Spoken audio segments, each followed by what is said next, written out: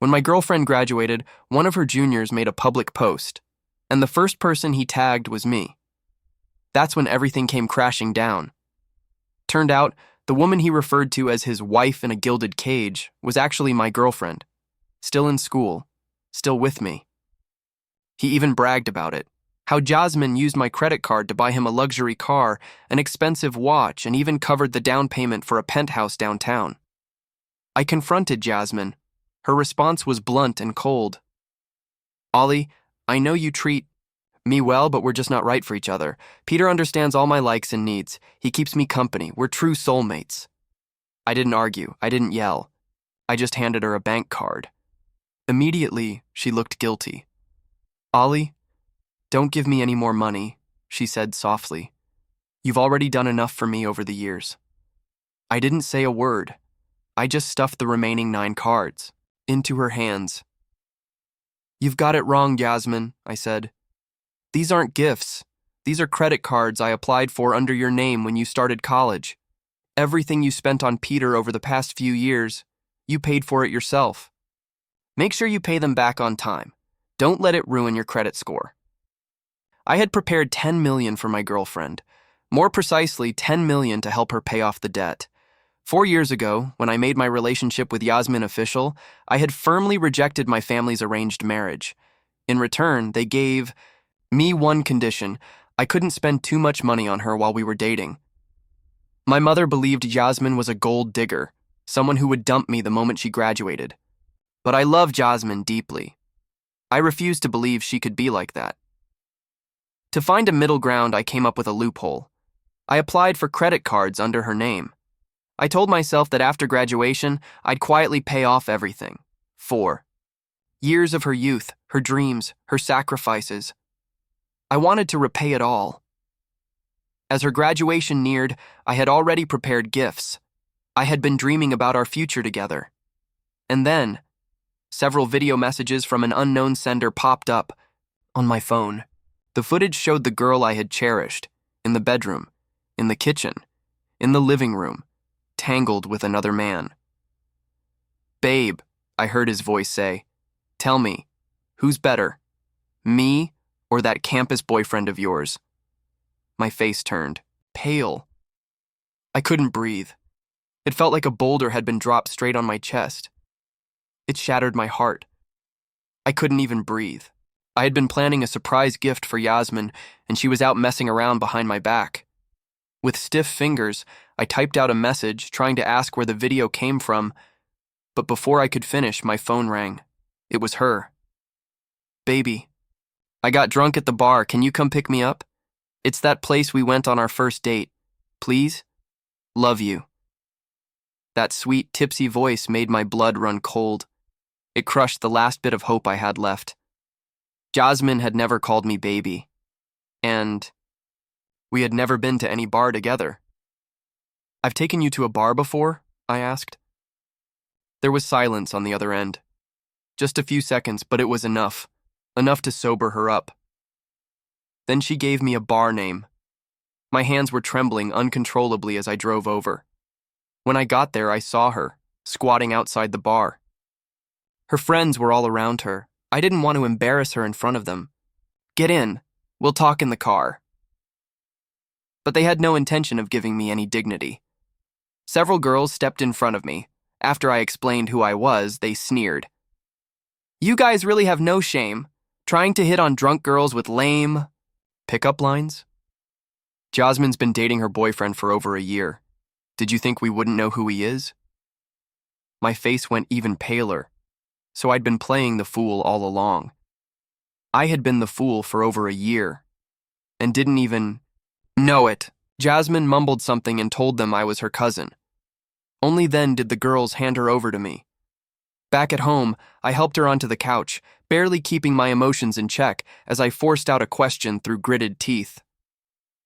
"In front of your friends, you wouldn't even admit I'm your boyfriend?" Yasmin didn't answer. Instead, like always, she started ordering me around. "Make me some hangover tea. I'm dizzy." "Yasmin, I asked you something. Didn't you hear me?" She finally turned her head and looked at me, eyes full of disgust. "Oh, so what? What did you just say? I said, so what? I just don't like people knowing about our relationship. Is it a crime to call you my cousin? Oliver, what is it you're always so suspicious about? You think I'm cheating on you? I'm drunk and I have a terrible headache and you're not even worried about me. You're just questioning me. Fine. You want to know? That video was from a game of truth or dare, just a silly punishment. A game? If I had seen it half a day earlier, before watching those videos, I might have blindly believed her. But now... So, the boyfriend of a year and a half, your friend mentioned, he's part of that game too. Panic flickered in Yasmin's eyes, but her tone stayed sharp and defensive. I did all this for you. If I didn't say I had a boyfriend at school, how else was I supposed to reject all the guys asking for my number? She was clearly drunk. Her excuses didn't even make sense. They were all over the place, contradictory and ridiculous. Furious, she stormed into the bedroom and slammed the door behind her. Then came the same threat she always used to control me. If you keep talking nonsense, I swear I'll break up with you. She left in such a rush she forgot her phone on the table. Right then, a message popped up. Senior, I came all the way to pick you up and you still left with that simp? I'm really mad now. I'm punishing you. Buy me a new pair of sneakers. Use that simp's money. The contact name, Peter. Special care. I remembered that name. Peter. He was one of Yasmin's juniors from her department. She'd met him 2 years ago and used to talk about him all the time. She always said he was dumb and careless, always making mistakes, and that, as his senior, she felt responsible for guiding him. Back then, I thought my girlfriend was just kind-hearted. But now I understand. That smile she couldn't hide when she talked about Peter. That was the giveaway. I loved her too much, trusted her too much. That's how I missed all the signs. I opened their chat history. Every message between them was answered instantly, message for message, like clockwork. It was the complete opposite of our chats, where I was always on Do Not Disturb. She'd only reply to me with a few short words, hours later. They talked about everything, from academic philosophy to casual, day-to-day caring words. Yasmin played the nurturing big sister role, but she used my money to buy Peter a luxury car, expensive watches, even a home in the city center. I sat there on the couch all night reading, watching 4 years of love get torn to pieces. Turns out when I was sick and needed her by my side, she told me she had an important meeting. She didn't. She was throwing Peter a birthday party. That jade pendant I gave her, she told me she lost it. She didn't. It ended up in Peter's hands. The 1,000 roses I spent weeks handmaking for our anniversary, she took them to a hotel for their romantic night. And what crushed me the most, she had even made Peter a solemn promise.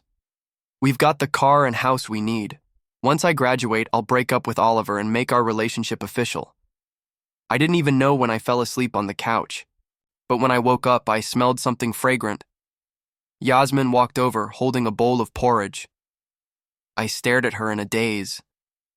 This gentle, caring woman. She looked exactly like the girl I had first fallen in love with. Last night's disgust and rage felt like a bad dream, until Jasmine nervously opened her mouth. Did I say anything weird last night? And you didn't look at my phone, right? My heart instantly went cold. I numbly shook my head. No. Yasmin let out, a long sigh of relief forcing a sheepish smile. My dorm mates dragged me out. They said we had to go wild one last time before graduation. Don't worry, it was just us girls, no guys. Sure, the bar didn't have any guys. She just kept one hidden behind the scenes. I ate in silence, my thoughts spinning out of control. I finally decided I needed to speak up. We'd been together 4 years. I knew she couldn't afford all those things. If she could at least admit it, apologize sincerely, and return what could be saved. I was willing to let our relationship end with a little dignity, but before I could say anything, her phone rang. When she saw the caller ID, she avoided eye contact and picked it up. I clearly heard Peter's voice on the other end, but she stayed completely composed. My senior is helping me plan the graduation party. I have to go. She quickly changed her clothes and rushed out the door. I put down my bowl and followed her downstairs until I saw her and Peter kissing at the entrance of a hotel before walking inside together. All the strength drained from my body. I collapsed to the ground. 5 minutes later, another video came through on my phone, sent from the same unknown number. It showed them, tangled together again. This time, it came with a mocking message. Wow, senior, you saw all these videos and you still haven't dumped her? What's wrong? Are you into this kind of thing? So it was Peter sending them, mocking me, the loser in this story. And right after that, Yasmin called me. She was holding something back over the receiver, speaking in a strange voice. Baby, can you come to my graduation party? Tomorrow? I want to tell you something. I smashed the phone to the ground. The last bit of hope in my heart was completely crushed, leaving only rage. So she planned to dump me at her graduation party? To flaunt her success? Fine. If you two don't want dignity, then I won't give you any more chances either. The next morning after I got up, Yasmin finally came home, staggering, her eyes avoiding mine. Why did you suddenly hang up the phone yesterday? Go back for the afternoon party. I looked at her trembling legs and sneered inwardly. So the cheating couple really did indulge themselves the whole night before graduation. Do they really think life is just about living in the moment? I'll go. Hearing that, Yasmin looked pleased and took out her phone, seemingly to text someone. Then she added an explanation. I just went out to have fun with my girlfriends last night.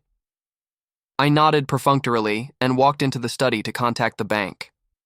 From there, I could still hear Jasmine in the bedroom, sweet-talking Peter on the phone in a tone so nauseatingly saccharine it made my skin crawl. Peter kept reminding her that before breaking up with me, she had to get enough money to support the two of them. Yasmin responded with full confidence. Relax. Oliver's been simping for me for years, even if he finds out about us, as I act a little cutesy, he'll give me whatever I want. I sneered inwardly. Of course. Go ahead. Take as much as you want. Time passed quickly, and in the afternoon I drove the all-dolled-up Yasmin to the party venue. On the way there, Yasmin suddenly remembered the money, so she started acting all cute. I didn't hesitate. I tossed her a bank card. When we arrived, I got out of the car with her on my arm. Many people turned to look, puzzled, wondering why Yasmin seemed so close to me. After all, in everyone's mind, Yasmin and Peter were the real couple. Peter immediately grabbed the mic and shouted, "Obviously because this gentleman here is my wife's simp. He spends big just to make her happy, buying me cars, houses, even watches." He looked smug, brazenly mocking me as the loser in this twisted love triangle. But I really don't like being the third wheel in this relationship. Then, right in front of everyone's shocked faces, Jasmine dumped me. Ollie, I know you treat me well, but we're just not right for each other. Peter understands all my hobbies and needs. He gives me companionship. We're true soulmates. I nodded silently, then handed her another bank card. She was stunned, and for the first time, a trace of guilt flickered in her eyes. Ollie, you don't need to give me any more money. You've helped Peter and me enough over the years. I smiled and stuffed the remaining 9 cards into her hands. You've got it wrong, Jasmine. These are the credit cards I opened in your name when you started college. All the luxury cars and villas you bought Peter over the years, you paid for them yourself. No need to thank me. Just remember to pay the debt back. I didn't speak loudly, but my words carried clearly through the entire venue. For a moment, everyone, except me, stood with their mouths wide open in disbelief. What did he just say? Credit cards? He said the money his girlfriend spent over the past few years came from credit cards. Everyone stood there in a daze for a moment, trying to make sense of what I had just said, then suddenly burst into loud laughter. Is that for real? Credit cards? Who the hell gives their girlfriend, opens credit cards in her name for her to use? What kind of game is this guy playing? But hey, if he really used credit cards, then that means all the spending Yasmin did on her boyfriend recently was actually with her own money. Ha ha ha ha ha. Aside from the crowd Peter had brought just to mock me, there were also other students present. Most of them had long been fed up with Peter parading around in the spotlight, riding high on his girlfriend's affection. Now, after hearing what I said, the entire room erupted in laughter. But unlike the laughter echoing, around them the main characters, Yasmin and Peter, looked as if the blood had completely drained from their faces. Oliver, what did you just say? These cards are... Peter cursed loudly, his voice rising. Oliver, are you even human? Who the hell gives their girlfriend credit cards like that? There are people like you, I said calmly, who spend your boyfriend's money on your side piece. So why can't I be the guy who opens credit cards under his girlfriend's name? I pulled out a stack of invoices I had spent the whole afternoon organizing from my shoulder bag. In the past 2 years, the projected spending adds up to $76 million. And credit cards come with interest. All in all, it's roughly over $9 million. These cards, by the way, were only approved by the bank because of my connections. Otherwise, with the processing fees, you wouldn't even be able to afford the payments. Actually, you probably can't afford them even now.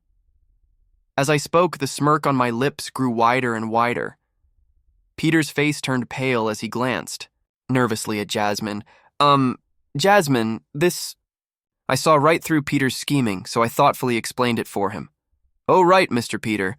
Don't be in such a hurry to sneak off. I'm sure when you and Miss Jasmine started your little affair, none of those gifts she gave you were marked as willing donations. So you're also responsible for the money on those credit cards. Yasmin's eyes were red, speechless with emotion. She suddenly stepped forward and swung her hand at my face. Oliver, you scumbag. I tilted my head to dodge without hesitation, then slapped her right back. Yasmin, do you really think you're in any position to call me a scumbag? Everyone here can see clearly who the real trash is, spending my money to support your side guy. You even called me yesterday morning right before you were about to hook up with him. What is that, some kind of kink of yours? Does it make things more exciting for you? Yasmin's red-rimmed eyes filled with disbelief. You hit me. Oliver, you actually hit me. You weren't like this before. You've changed, Oliver. Her words utterly disgusted me. I had to fight the urge to slap her again, but instead, I gave a cold laugh. I've changed? Yeah, I've changed. I'm no longer the gullible fool who let you lie and cheat me out of love. Let me make it clear, Yasmin. I had actually prepared $10 million for you. I wanted to use it to buy those 4 years of your youth. I'll admit, before I found out about Peter, I truly loved you. I prepared a car for you, a house, even a great job. And if you didn't like working, that was fine. We could have traveled around in a camper van chasing the poetry and distance you always talked about. Looking at it now, you're chasing your poetry and distance, just not with me. Yasmin blinked, visibly shaken. Peter, on the other hand, was wide-eyed the moment he heard 10 million. He frantically patted Yasmin's back. Yasmin, did you hear that? 10 million. This idiot had 10 million ready for you. Hurry up and go apologize to him. If you apologize properly, maybe he'll pay the debt for us. Go, Yasmin, go! I waved Peter off in disgust. Forget it, Mr. Peter. I much preferred the version of you from yesterday morning when you sent me that text. Anyway, I wish the two of you a long, loving relationship and lots of children. Then I turned around and walked away with dignity. After leaving the school, I called home. Mom, Dad, about that arranged marriage you mentioned before. I've thought it through. I'm willing to come back and marry her. There was a voice of surprise on the other end of the line. You little punk finally made up your mind? I remember you said just today that you were going to spend the rest of your life with that wonderful girlfriend of yours. I gave a bitter laugh in response to my father's sarcasm.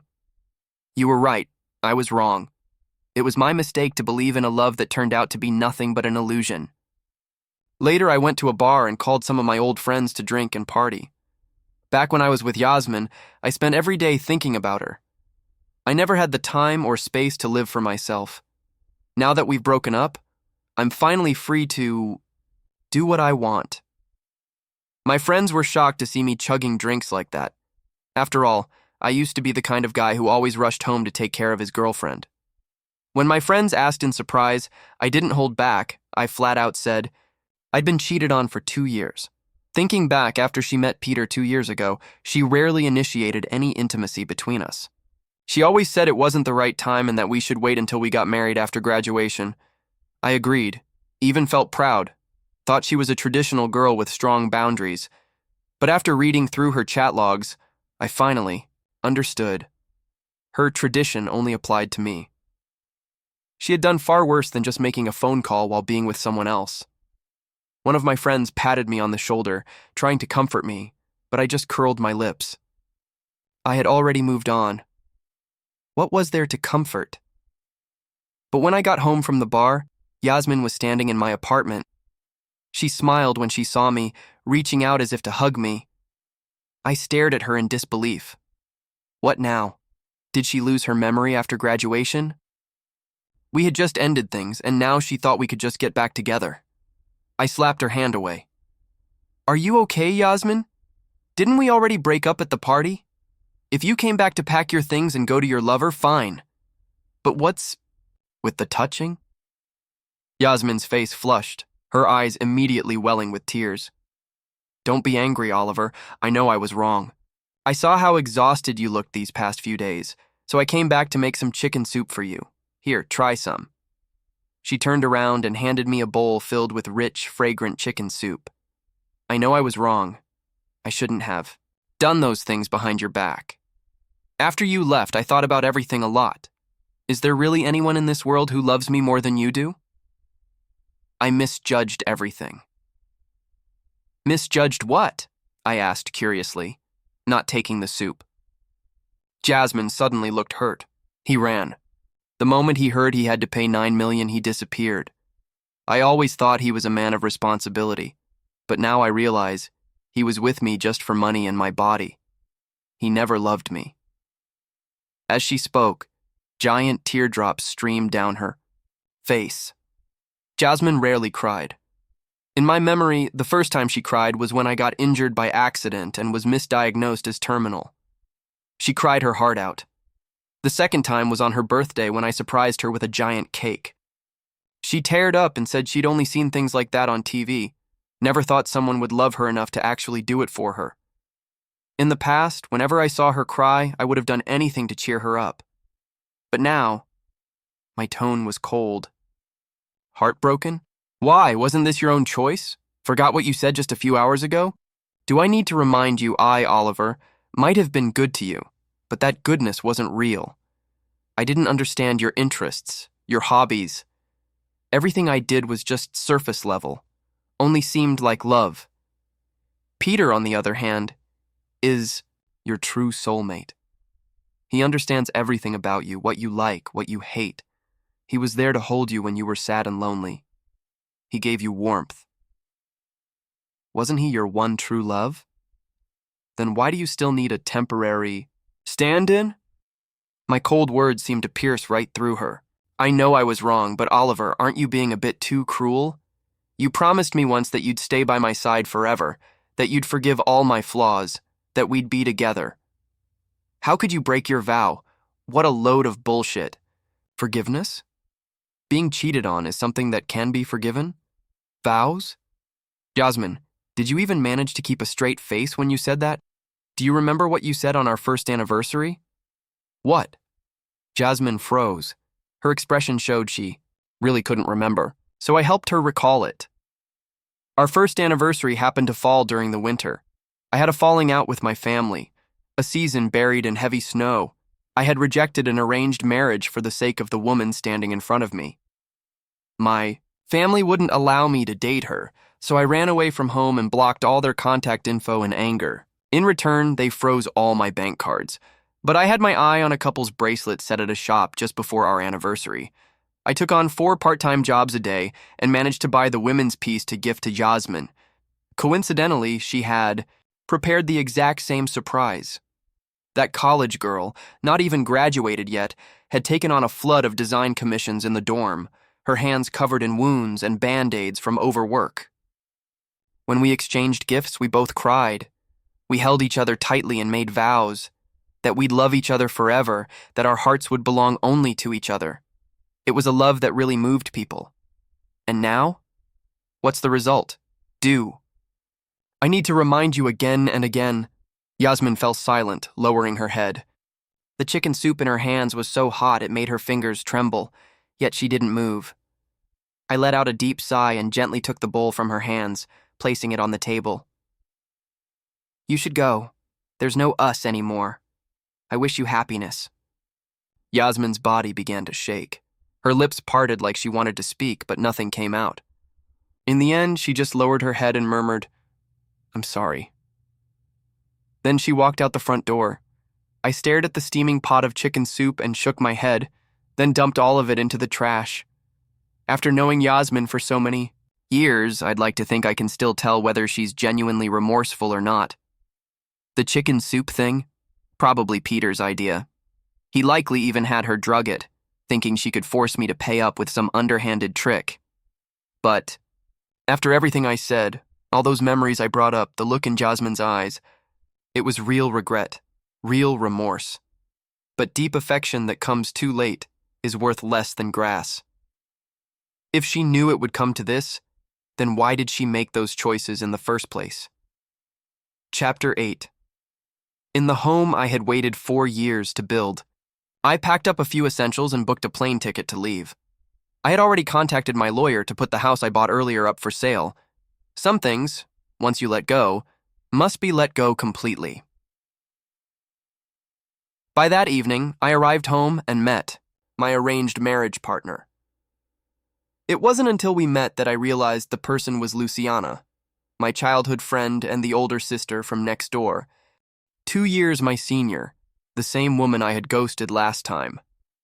We got along naturally, and quickly the conversation turned to engagement. I was a bit curious why she wasn't angry about the last time I turned her down. She immediately crossed her arms. How could I not be angry? I've been waiting for you for 9 whole years. What do you mean? I mean that engagement 4 years ago, I begged my parents for it, remember? 9 years ago. I was a little dazed. After she left, I started digging through some of my old things. 9 years ago would have been when I was in my first year of high school. I found a love letter in my drawer. That's when I finally remembered. I had once confessed to her back in high school. Told her I liked her and wanted to date. But since we were both still studying at the time, she gently turned me down and said, "Let's wait until we both graduate from college, okay?" I suddenly felt a wave of guilt. A blurry high school crush had been treasured all this time by this neighbor sister, while I, like some heartless jerk, had completely forgotten about that promise after just a few years. The next day, when Luciana came over again, I sincerely apologized to her. She didn't care at all. She just patted my shoulder. As long as you remember, that's enough. Big Sis has always been waiting for you. From then on, Luciana and I spent more and more time together, building our bond. Strangely enough, even though it had been so long since those innocent high school days, I still found myself fluttering at her every smile and movement. It felt like a seed of love, buried long ago, had finally sprouted again. Slowly, we began to hold hands. What I didn't expect was that 2 months later, Yasmin suddenly called me asking to meet. I had my phone in hand, ready to reject her, but Luciana suddenly took the phone and answered, "He'll come." I looked at her in confusion. Luciana gave a soft, calm smile. "She was your first love. You were together for 6 years. You need to give that story a proper ending. Public humiliation at a graduation party isn't exactly graceful closure." Luciana's empathy moved me. I nodded gently. "Okay." Soon, we arrived at the gate and saw Yasmin. She was wearing a wedding dress, looking completely different from the way I remembered her. Her eyes were swollen from crying, her face full of weariness. She became emotional when she saw me. "Ollie, don't call me that. We've already broken up, I replied calmly. Yasmin stared at me, then looked at the woman beside me. Oliver, is this your side chick? Is she the one you betrayed me for? Still haven't learned anything in 3 months? I stood up instantly and scolded her. Watch your mouth, Yasmin. Luciana is my fiancée, not some mistress. We've already broken up. There's no betrayal here, so stop spreading lies about us. Yasmin's expression darkened. I'm sorry, If you're just here to apologize, then please leave. Jasmine's body trembled. You won't even give me one more chance. I was wrong before. Peter's a complete scumbag. I never saw the truth. I never understood your love or myself. But I'll change. I swear I'll change. Why won't you give me just one more chance? Wasn't 4 years enough? I shot back at Yasmin. Her face froze instantly. Wasn't 4 years enough? I loved her for 4 whole years. I was willing to give her everything for 4 years. And what I got in return was constant dismissal, coldness, and being told that I was too soft, too emotional, not man enough. I got betrayal. Fine. So I gave you Peter and I walked away. Why are you crying now? I didn't raise my voice, but my words were like silver needles, one after another piercing into Jasmine's heart. Yasmin, remember this. It was you who severed what we had. I ignored her visible pain and remorse and silently took my fiancé's hand and walked away. The next day was my wedding. Everything proceeded smoothly. Under the witness of both our families and the cheers of our friends, I held Luciana's hand and walked into the wedding hall. Before the priest, we exchanged vows to accompany each other for the rest of our lives. As I slid the ring onto my bride's finger, I thought I saw Yasmin's figure by the glass window. Through the glass, I could make out her tear-streaked face. I wondered, was that her 4th time crying? Or 5th? But now, what does that have to do with me? No matter how much she regrets it or how much she hurts, she made this choice herself.